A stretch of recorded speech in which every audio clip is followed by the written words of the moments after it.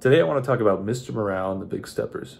I hope you find some peace of mind. It's the newest album from the man, the myth, the legend, Kendrick Lamar. I'm Kendrick Lamar. I tend to start these videos with a background on the artist, but the background here is that it's Kendrick Lamar. I'm Kendrick Lamar. You'd have to be living under several rocks to not know who this guy is, but I'll give you a little background on my experience with Kendrick. In short, I'm a big fan. I've been a fan of Kendrick and everybody on the TDE roster for years now. Good Kid, Mad City was great, and of course my love was solidified with To Pimp a Butterfly. Probably one of the best albums ever made. Fun fact about To Pimp a Butterfly, if you look at Wikipedia, it'll tell you that it came out on March 15th of 2015. In reality, it leaked at about 11 p.m. Eastern on the 15th, and then officially released at 1 a.m. Eastern. So it did not come out on the 15th. It came out on March 16th, 2015 as a birthday present for myself and Danny Brown.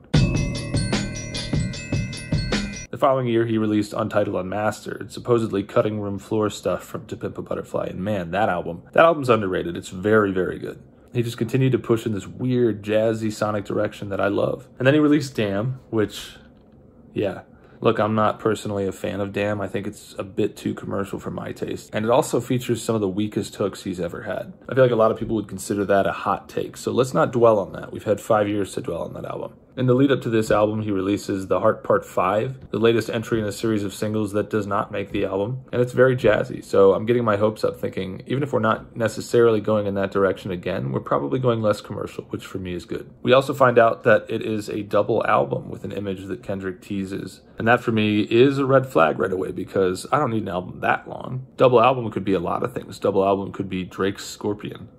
Nobody needs an album that long. Thankfully, what we get is a double album only in spirit, whereas technically it is just an album because it fits on a CD. My first impression listening to this was pretty wild. For context, I actually put it on while I was starting a brand new world in Minecraft, dying repeatedly, trying to find a place to stake as my own. And in the background, I'm hearing a lot of strange things. Definitely a departure from the commercial sound, a lot of outlandish musical choices. There's a dark song with Kendrick explaining how he's racist. There's multiple appearances from the disgraced and disgraceful Kodak Black. Kendrick's got bars about cancel culture and wokeness that had me worried he was entering his unbearable Joe Rogan era. And then there's We Cry Together. How am I supposed to respond to that? It's a domestic dispute soundtracked by a Griselda beat. I finished it out. I started the album again from the top, and by the end of the second listen, everything was starting to click for me. I realized what most people probably realized by now, that the album is Kendrick going through therapy. In a way, of course, all art is a form of therapy, but rarely is it this blatant. I mean, here Kendrick has us listening to the things he's presumably telling to his therapist. Immediately my mind compares it to Kanye's Ye, because that album is billed as a therapy album and it features a similar progression. The progression makes a lot of sense starting from the opening of the album, which features Kendrick telling us that I've been going through something. So the first half of the album is actually the big stepper half. What is a big stepper? Well, we hear this idea throughout the album of stop tap dancing around the issues. I think the big stepper is sort of the actual self, the average person trying to be tough in their environment and not taking the time to consider what they've been through or consider the way certain things have impacted them. So the first half of the album, or the first album, since this is technically a double, it's a lot about the actual self and Kendrick's environment. And throughout that first half, we see a lot of unhealthy behaviors. I think that's why we have Kodak Black in there for an interlude. We've got the bizarre worldwide steppers. And of course, we've got We Cry Together, which is extremely toxic. I'm paraphrasing this from a tweet, but if you're in a relationship that sounds like that track, you should break up. There are a lot of great tracks on that first half of the album, but personally, I found it to be a little weaker just because it has some of those more poppy commercial songs that would have fit on Damn. And while I know those are favorites for a lot of people, it just doesn't connect with me like that. For me, the second half is where things get really interesting. Where the first was the big steppers, the second half is Mr. Morale. Mr. Morale. Who is Mr. Morale? It's an idealized version of Kendrick. Right, the back half of the album is Kendrick embracing his flaws and trying to improve himself. Mr. Morale could be that Kendrick is trying to push himself into a place of morality, or it could be that he's recognizing that everybody puts him on that pedestal. So he's embracing his flaws, his fallibility, and understanding where and how he needs to grow as a person. Where the first half dealt with a lot of environmental things and forces outside of himself, this one is a lot about himself and his family. And that's why where on the first we had Kodak Black as sort of a proxy for Kendrick, here we have Baby Keem, who's literally closer because he's related. There's really some amazing tracks in this back half. I've got to talk about Auntie Diaries, which personally is one of my favorites on the whole album, but it's a little controversial. Kendrick's confronting his views about trans people and how those views have progressed through a number of family members. Kendrick swaps pronouns in and out for his relatives, and Kendrick uses a certain word that I honestly don't need to repeat for you to know what I'm talking about. But yeah, he uses it quite a bit. Of course, he uses it to illustrate his old self, right? His younger self, who was careless with the words he threw around. But could he have gotten his point across without it? I'm not sure. I do think it's abrasive and a little clunky, but you know what? It's a very interesting attempt to do so, and it's tricky, but it's important. And regardless of what side you stand on, man, the track is beautiful. I mean, the instrumental, the way it builds toward the end is just so empowering.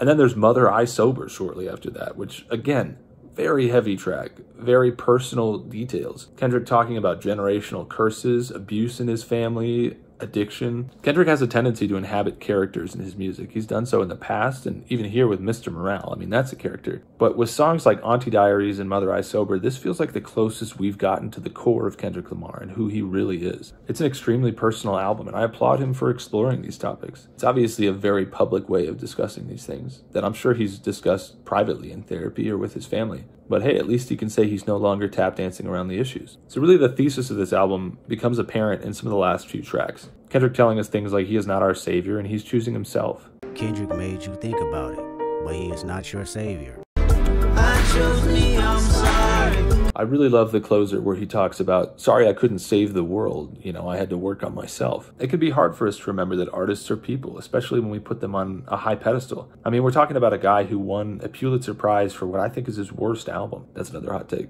But hey, you can't please everybody. I can't please every man.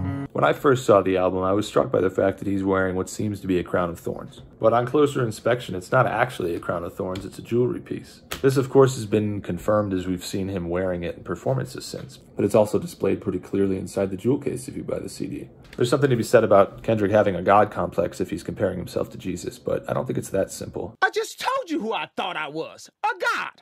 Obviously, a crown of thorns is a symbol we associate with Jesus, but why is this one iced out?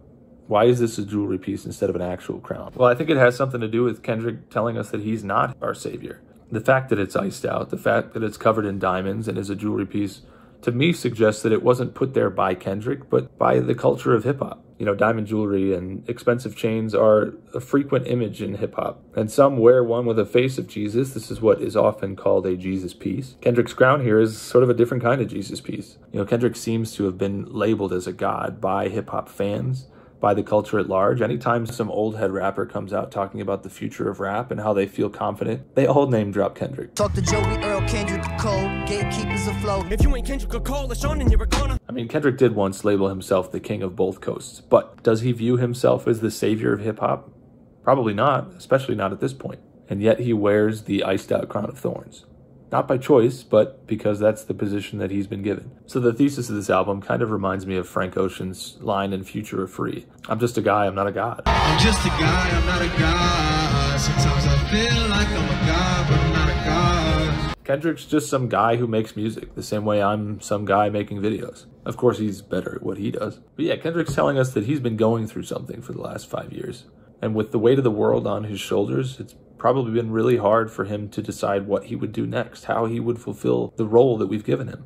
The shoes have probably gotten too big for his feet. Comparing this to Frank Ocean, I think there's a parallel there, you know, with another guy who doesn't drop music very frequently. How often over the last 5 years did we hear people talking about when's Kendrick going to drop? How often do we continue to hear when is Frank Ocean going to drop a new album? For me, hearing Kendrick talk about these things, it's a fresh reminder that I don't like the idea of pushing an artist. I don't think we should sit around asking, when are you going to drop another album? You know, they're artists who make art and live in the public eye, but they are still people, and they've got their own things going on at all times. So yeah, as frequent as it is that you see people just flooding the replies to a tweet for a big artist, asking them to drop new music, maybe we shouldn't do that. Maybe we should just appreciate the work that they've given us so far and look forward to what's coming next, but let them work at their own pace. Not everybody's Griselda.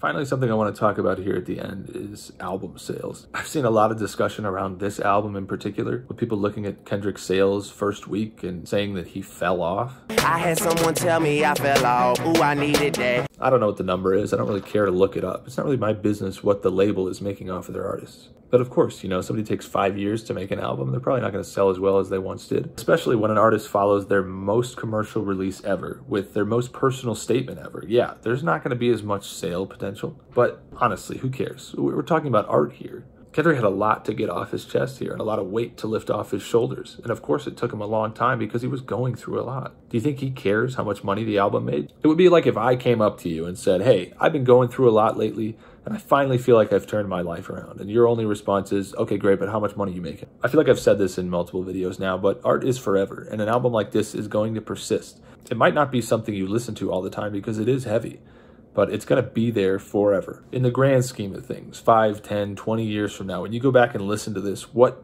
does the first week sales have anything to do with anything? Hey, you can't please everybody. I can't please every man. Final thoughts, yeah, I love this album. It's probably going to be my #1 of the year. I don't think anything's going to unseat it, but we'll see. All I know is I really love the statement that Kendrick made with this one, and I love the fact that it didn't go as commercial as Damn. I just have a great appreciation for artists who reach the level that he has and are still willing to take risks. Thanks everyone for watching, and speaking of artists taking risks, I think I'm going to go listen to that new Drake album again.